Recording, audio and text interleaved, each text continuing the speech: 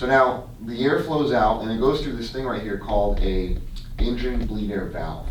The engine bleed air valve, okay, you're going to be able to open and close this valve right here via these switches. Engine bleed valve 1, engine bleed valve 2. This is the APU bleed valve, and every one of those valves is controlled via those switches, and the valves are basically right here to allow airflow through. Now, these valves are what's called electropneumatic.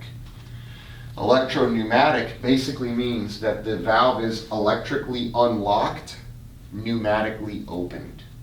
Okay, electrically unlocked, pneumatically opened. Now, let me share with you basically what that means. This door has a lock on it, right? So it's unlocked. I can open it. So what happens is electricity unlocks it. So right now we'll say this is you can open it, right? It's unlocked. So electricity holds this open. Mm-hmm. Air pushes it open. Mm-hmm. You understand that? So when we open the valve isn't like modulating open with a motor. No. What's happening is that it's just being unlocked, and then when air flows, it pushes it open. Make sense? So all these valves are electropneumatic, and that means that this valve will be unlocked, and when the air starts flowing from the engine, it'll blow the valve open. Okay, now this valve can serve, it can also modulate, okay, so it can serve to reduce or increase demand, but typically it's just, again, electropneumatic, and it gets blown open.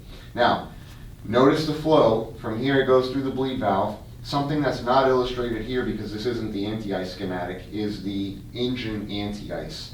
And you saw yesterday where the engine anti-ice would come out of the 5th stage, and then it would go directly to the cowl lip over here prior to going to the bleed valve. So remember, you can have engine anti-ice without having the bleed valve open. All right? Notice there's arrows here. See this arrow? This is a check valve. Okay, a check valve basically means it flows one way. It's like a lobster trap. Lobsters crawl in, they can't get out, right? Air flows in, it cannot get out, or it cannot go back. Okay, that's every time you see one of these arrows, that's what it means. Check valve, right? All right, so here's a bleed valve. These are bleed trip sensors right here, okay? You have a temperature and a pressure sensor. Now, if there is an over pressure or an over temperature, we're gonna get a light to illuminate, and the light is right here. It's called bleed trip off. See this? Bleed trip off. So if you get your QRH, air systems is chapter 2, all right? Let's see, bleed, I'll have you do it, you practice. Bleed trip off, find bleed trip off in the QRH. You found it? I did. Okay.